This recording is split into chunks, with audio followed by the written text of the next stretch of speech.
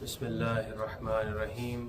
جن حضرات نے جمعے کی نماز دوسری والی پڑھنی ہے وہ تھوڑا قریب آ جائیں، کرسی والے حضرات بھی تھوڑا قریب آ جائیں تاکہ پتہ چلے ہم میں سے کتنے افراد پڑھنے والے ہیں۔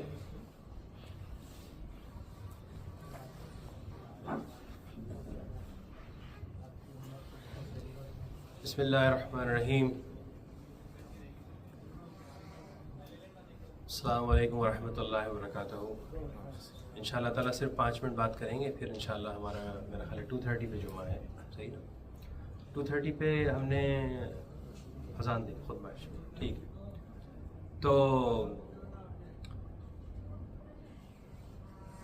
جس طرح اللہ سبحانہ و تعالیٰ نے آج کا تھوڑا سا موضوع ہے صبر۔ قرآن میں اللہ سبحانہ و تعالیٰ فرما رہے ہیں سورہ بقرہ میں، اعوذ باللہ من الشیطان الرجیم، بسم اللہ الرحمن الرحیم، وَلَنَبْلُوَنَّكُمْ بِشَيْءٍ مِّنَ الْخَوْفِ وَالْجُوعِ وَنَقْصٍ مِّنَ الْأَمْوَالِ وَالْأَنفُسِ وَالثَّمَرَاتِ وَبَشِّرِ الصَّابِرِينَ۔ تو اللہ سبحانہ و تعالیٰ فرما رہے ہیں بے شک ہم تم کو آزمائیں گے، من الخوف، خوف سے آزمائیں گے، من الجوع، بھوک سے آزمائیں گے، اور مالوں کے نقصان سے آزمائیں گے، جانوں کے نقصان سے آزمائیں گے۔ تو وبشر الصابرین، تو خوشخبری کس کو سنا دو؟ صبر کرنے والوں۔ اور ان کی کیا خصوصیت بتائی صبر کرنے والوں کی؟ الذین اذا اصابتہم مصیبہ، جب ان پر کوئی مصیبت آتی ہے، قالوا انا للہ و انا الیہ راجعون، تو وہ کیا کہتے ہیں کہ وہ انا للہ مطلب وہ اللہ کے لیے ہے، و انا الیہ راجعون، اور وہ اللہ کی طرف ہی واپس جانے والے ہیں۔ ہمارے یہاں جو ہے نا، وہ اگر ہم کسی مصیبت میں یہ آیت پڑھ لیتے ہیں انا للہ و انا الیہ راجعون، تو ہمارے کو جواب ملتا ہے بھائی اس کا بھی انا للہ نہیں ہوا ہے، یہ مرا نہیں بنتا۔ ہمارے دماغ میں بیٹھ گیا ہے کہ جب کوئی مرے گا ہم نے تبھی یہ آیت پڑھنی ہے۔ یہ آیت مرنے کے لیے ہی خاص نہیں ہے، کوئی بھی پریشانی آتی ہے، کوئی بھی مصیبت آتی ہے، ہم نے یہ پڑھنی ہے، انا للہ و انا الیہ راجعون۔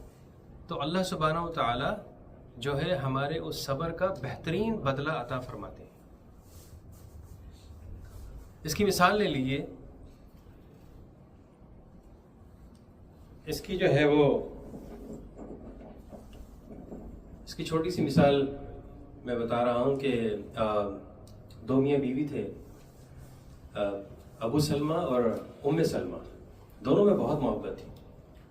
تو ایک دن جو ہے وہ وائف اپنے شوہر کو بولتی ہیں کہ جب میں مر جاؤں نا تو آپ جو ہے شادی مت کرنا، کیونکہ میں بھی نہیں کروں گی۔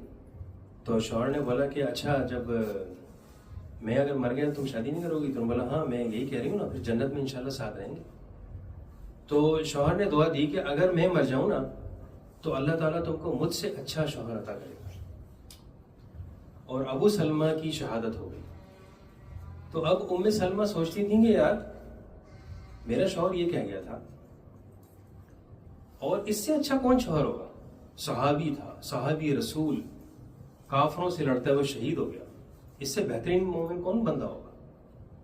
لیکن ان کو دعا یہ سکھائی گئی تھی کہ آپ نے دعا کیا پڑھنی ہے؟ انا للہ و انا الیہ راجعون۔ انہوں نے وہ دعا پڑھ لی تھی، وہ سوچتی تھی کہ ان سے اچھا کون شوہر ملے گا، اور کون سا شوہر ملا ان کو؟ نبی کریم صلی اللہ علیہ وسلم خود مل گئے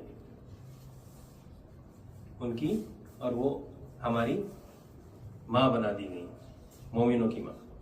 تو یہ دعا ہم نے پڑھنی ہے، صبر شکر۔ اگر ہمارے کو دو چیزیں آ جائیں، صبر اور شکر، سارے مسائل ہمارے حل ہو جاتے ہیں۔ کس طرح مسائل حل ہو جاتے ہیں؟ قرآن میں اللہ سبحانہ تعالیٰ فرما رہے ہیں فَاذْكُرُونِي أَذْكُرُكُمْ وَاشْكُرُوا لِي وَلَا تَكْفُرُونِ، تم مجھے یاد رکھو میں تمہیں یاد رکھوں، وَاشْكُرُوا لِي وَلَا تَكْفُرُونَ، وَاشْكُرُوا لِي اور میرا شکر کرتے رہو، وَلَا تَكْفُرُونَ اور ناشکری مت کرنا۔ تو ہمارے ساتھ کیا مسئلہ آتا ہے؟ کوئی بھی آزمائش ہم پر آتی ہے، وہ آزمائش مصیبت بنی نہیں ہے، اس آزمائش کو ہم مصیبت بنا دیتے ہیں اس پر صبر نہ کر کر۔ آزمائش تو آئے گی نا، قرآن میں اللہ تعالیٰ نے بتایا تھا کہ ہم تو آزمائیں گے، آزمائش تو آئے گی، لیکن اگر کوئی بھی آزمائش آتی ہے اور اس پہ ہم صبر کر لیتے ہیں، اس وقت صبر کرنا ہوتا ہے. کیونکہ بڑا اچھا جملہ کسی نے کہا کہ صبر تو آ ہی جاتا ہے، وقت کے ساتھ تو صبر آ ہی جائے گا. صبر تو کرنے کا کام ہے اس وقت جب مشکل ہم پر آئی تھی، صبر تو آ ہی جائے گا، وقت کے ساتھ صبر آ جاتا ہے. وقت سب سے بڑا مرہم ہے، ہمیشہ ہم نے سنا ہے اردو میں. تو فَاذْكُرُونِي أَذْكُرْكُمْ وَاشْكُرُوا لِي وَلَا تَكْفُرُونَ، تم مجھے یاد رکھو، میں تمہیں یاد رکھوں گا، اور میرا شکر ادا کرتے رہو. جو بھی نعمت اللہ سبحانہ و تعالیٰ کی طرف سے آئے اس کا شکر اللہ تعالیٰ کی طرف کرنا ہے کہ بھئی یہ اللہ تعالیٰ نے مجھے نعمت عطا فرمائی.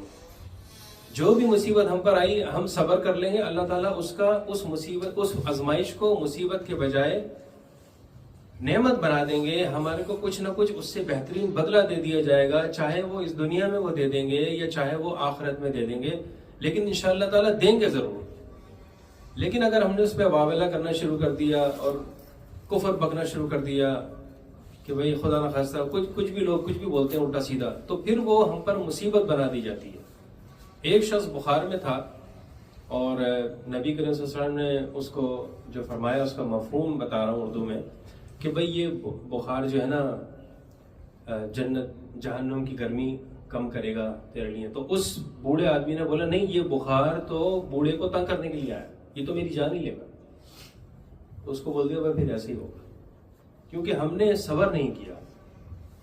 تو صبر اور شکر یہ دو کی چیزیں ہیں جو اہم ترین چیزیں ہیں جو ہمیں زندگی میں ہمیشہ یاد رکھنی ہیں. اور انشاءاللہ تعالی جس طرح کہ ہم نے شروع کی آیت میں پڑھا تھا، ہم نے اللہ سبحانہ و تعالیٰ کی طرف ایک دن لوٹ کے جانا ہے.